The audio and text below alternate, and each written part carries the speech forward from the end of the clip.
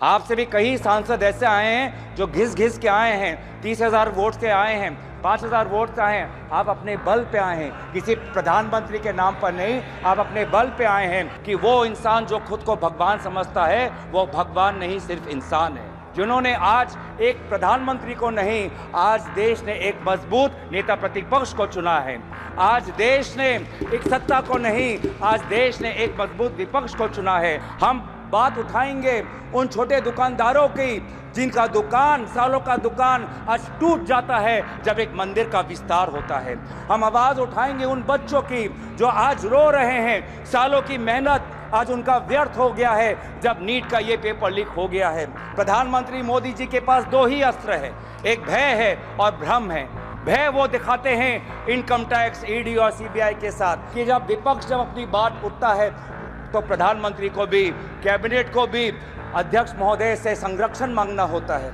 मैंने ऐसा नज़ारा पिछले 10 साल में नहीं देखा कि नेता प्रतिपक्ष बोल रहा है, विपक्ष बोल रहा है और गृह मंत्री उठ के बोल रहे हैं कि हमें संरक्षण दो, हमें संरक्षण दो, हमें संरक्षण दो। सभी सांसदों को मैं विशेष रूप से अपने तरफ से शुभकामनाएं देता चाहूँगा कि वो इस चुनाव में जीत के आएँ।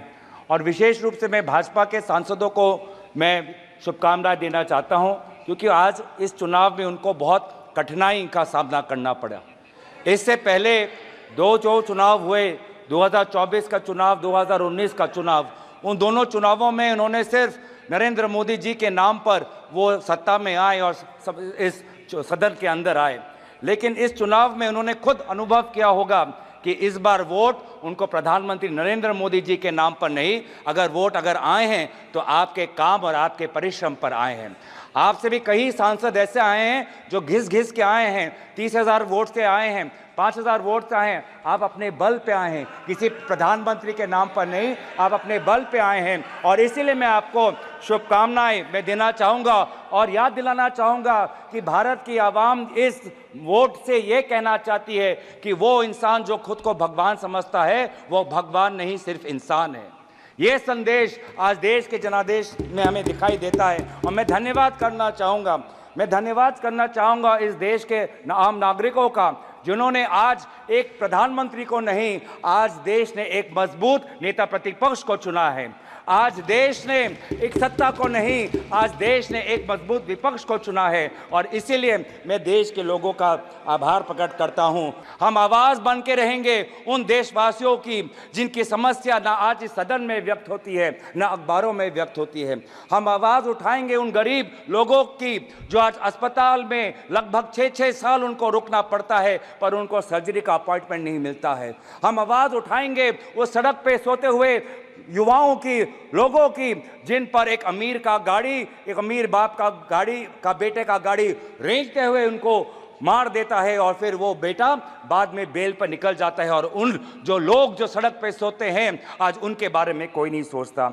हम बात उठाएंगे उन छोटे दुकानदारों की जिनका दुकान, सालों का दुकान आज टूट जाता है जब एक मंदिर का विस्तार होता है।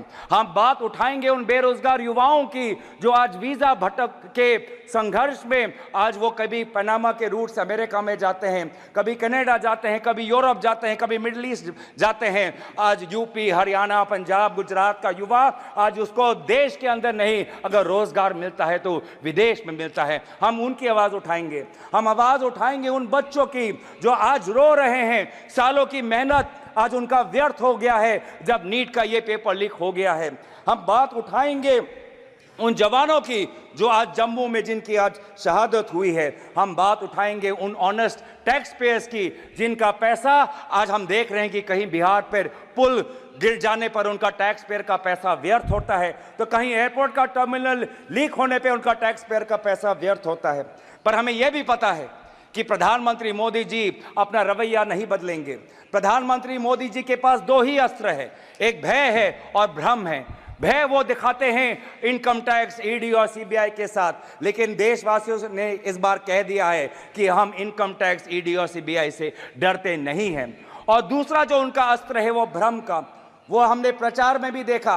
बांसवाड़ा में उन्होंने क्या कहा, बांसकाठा में उन्होंने क्या कहा, और जिस प्रकार से प्रधानमंत्री मोदी जी के भ्रम को देशवासियों ने लोकसभा चुनाव में नकारा, उसी तरीके से आज भी आप राहुल गांधी जी के भाषण पर जो भ्रम फैलाने का कोशिश कर रहे हैं, उस कोशिश को भी देशवासी नकारेंगे। कि जब विपक्ष जब अपनी बात उठता है तो प्रधानमंत्री को भी, कैबिनेट को भी अध्यक्ष महोदय से संरक्षण मांगना होता है।